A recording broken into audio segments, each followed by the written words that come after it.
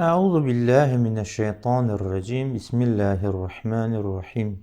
Ve iz ahazna misaka bani İsrail la ta'budun illallah ve bil valideyni ihsana ve zil qurba vel yetama vel mesakin ve qulu lin nas husnan ve aqimus salata ve atuz zakata thumma tawallaytum illa qalilan minkum ve entum mu'ridun. Selamun aleykum, hər vaxtınız xeyirli olsun. Bizim bəhsimiz Məcmuəl Bəyan təfsiri əsasında Bəqərə surəsinin 83-cü ayəsidir. Allah Teala bu ayənin zahiri mənasında belə buyurur. Buyurur ki, yad elə ya Peyğəmbər zamanı ki, biz Bəni İsraildən möhkəm əhd peyman aldıq ki, la tə'budunə ibadət etməyin illallah. Yalnız və yalnız Allaha ibadət edin. Və bil valideyn ihsana. Digər bir əhd peyman da aldıq ki, yalnız və yalnız ata-analarınıza, valideynlərinizə yaxşılıq edin.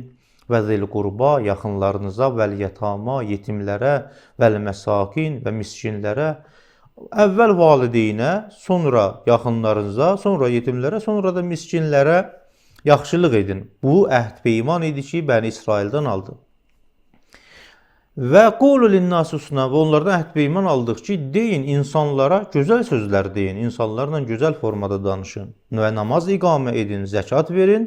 Amma bu əhd peymandan sonra sümmə təvəlləytum illa qalilən minkum, sizlərdən az bir hissədən başqa siz üz çevirdiniz və entum mu'ridun, bir halda ki, iraz etdiniz. Bu ayənin zahiri mənasıdır. Bu ayədə bir neçə kəlmə vardır ki, onlara işarə edin. Birincisi, əxəzna kəlməsidir ki, keçən verilişlərin birində də işarə etmişdir. Əxiz, i'ta kəlməsinin antonimidir. Əxiz, yəni almaq. Amma bunun ziddi i'tadır ki, vermək mənasındadır. İz əxəzna və iz əxəzna, yəni vaxtdır ki, biz aldıq, yəni əhd peyman aldıq. Digər bir kəlmə qurba kəlməsidir. Qurba kəlməsi qurb kəlməsindən götürülür, mənası yaxın deməkdir. Adətən rəhim baxımından, yəni qohumluq baxımından insana yaxın onlara qurba deyirlər. Qərubət minnu rəhimu fulan, qərabətən və qurba və qurbən ki, eyni köklü mənalardır. Bəs qurba, yəni yaxınlar, insanın nəsəb baxımından yaxın olanları. Digər bir kəlmə yətama kəlməsidir. Yətama kəlməsi yətim kəlməsinin cəmidir. Yətim o şəxsə deyirlər ki, atası ölüb, özü də hələ həddi buluğa çatmayıb. Yəni adətən əgər bir insanın atası ölərsə və özü də həddi buluğa çatmazsa, bu surətdə ona yetim deyilir.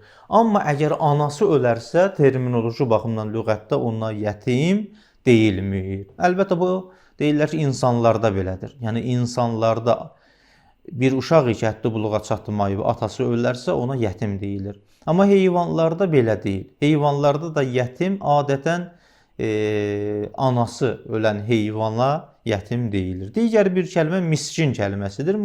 Miskin kəlməsi bu ki, huvəl mutəxəşşi'ul mutəzəllil minəl hacə. O şəxs ki, ehtiyacından o qədər pis vəziyyətə düşüb ki, farslar onu zəmingir deyirlər.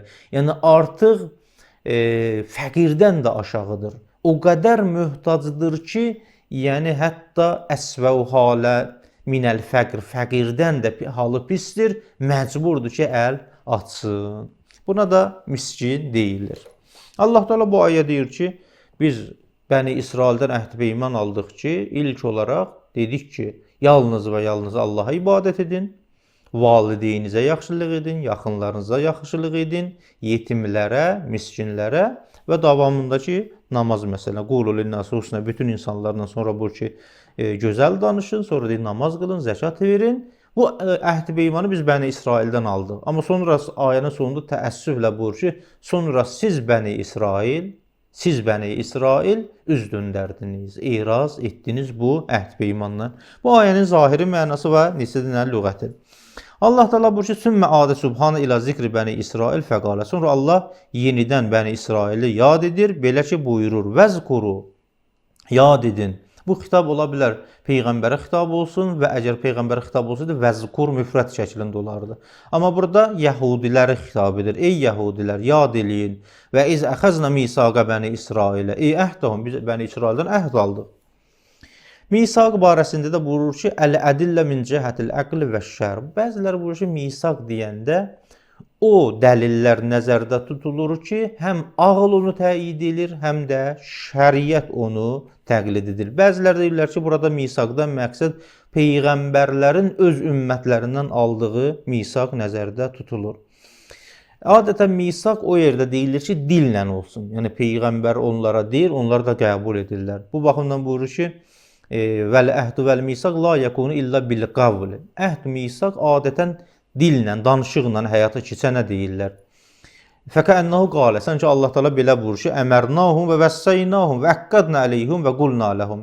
Sanki biz onlara əmr elədik, onlara vəsiyyət elədik, onlara təkidlə qeyd elədik ki, la tə'budunə, ibadət etməyin. Yəni həqiqətdə burada la tə'budunədən qabaq bir dənə əni məstəriyyə var, təqdirdə bir kəlmə var. Belə ki, bi ən la tə'budu, biz sizdən hansı əhd peymanı aldıq? Əhd peymanımız bu idi ki, ən la tə'budu illallah. Allahdan başqasına ibadət etməyin, ona şərik qərar verməyin. Və həmçinin və bi ən tuhsinu, ihsan edin, yaxşılıq edin bil valideyn, yəni valideynlərinizə. Bu misaq ki, Allah Teala əhd peyman eləyib valideynə biz yaxşılıq edək. Əminülislam təbərrüsü buyurur ki, bu ihsan həmin ihsandır ki, Allah Teala biz ümmətə də onu əmr edib. Ki, biz öz valideynimizə nisbətdə onlara yaxşılıq edək. Məqsəd nədir? O şeylər ki, onlar bəyənir, istəyir, xoşlarına gəlir, onların barəsində həyata keçirdək.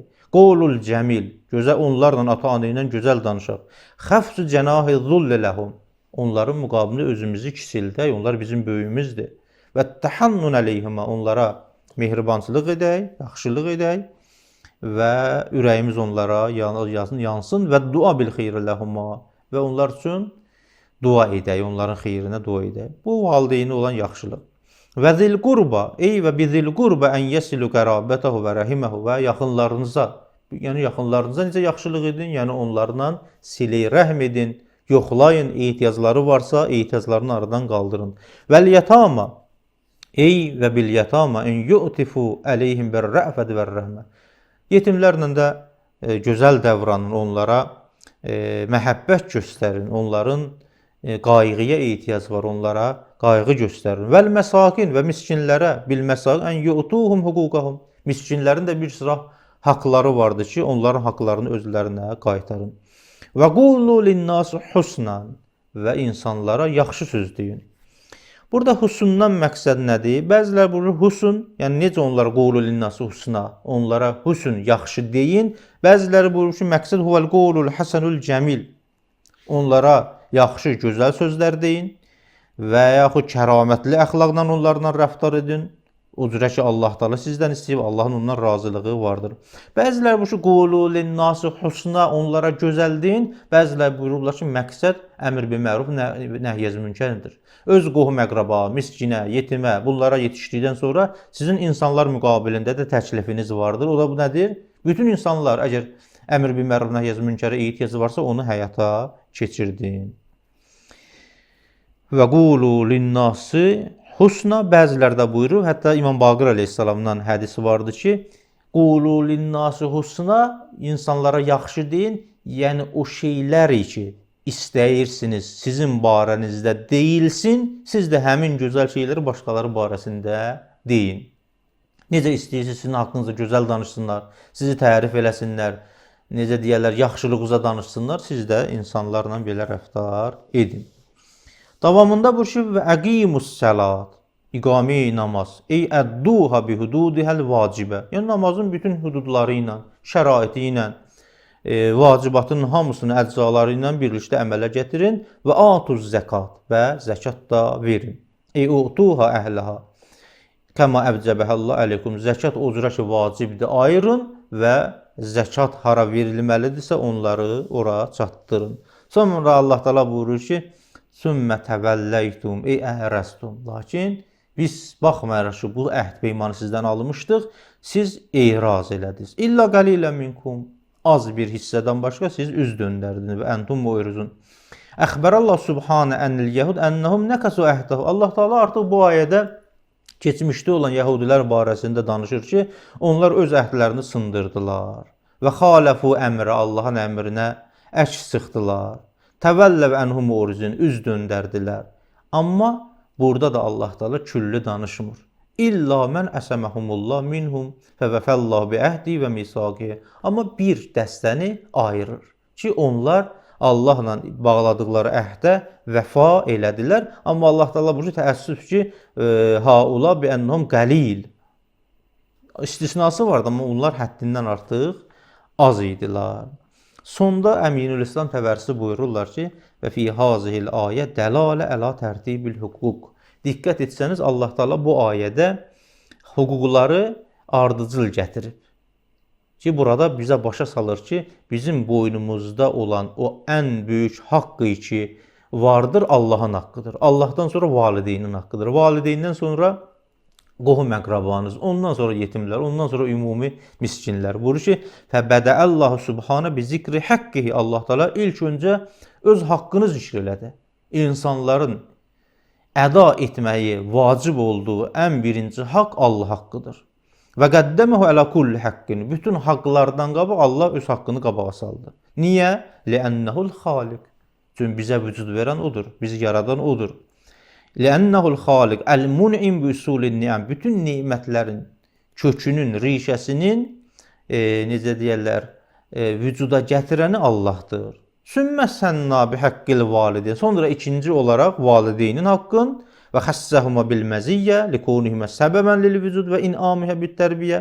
Çünki Allah Taala düzdür bizi yaradıb, amma Allah Taala valideynin vasitəsilə bizi vücuda gətirib. Bəs valideyn bizim vücuda gəlməyimizdə nəyi vardı? Böyük rolu vardır. Bu baxımdan Allah Taaladan sonra ikinci olaraq valideynə hörmət eləmək, onların haqqını əda etmək lazımdır. Sonra zəkərə zəvil qurba, sonra ata-anadan sonra yaxınlarımız, qardaş, bacı, əmi, dayı, xala, bibi və bu kimi.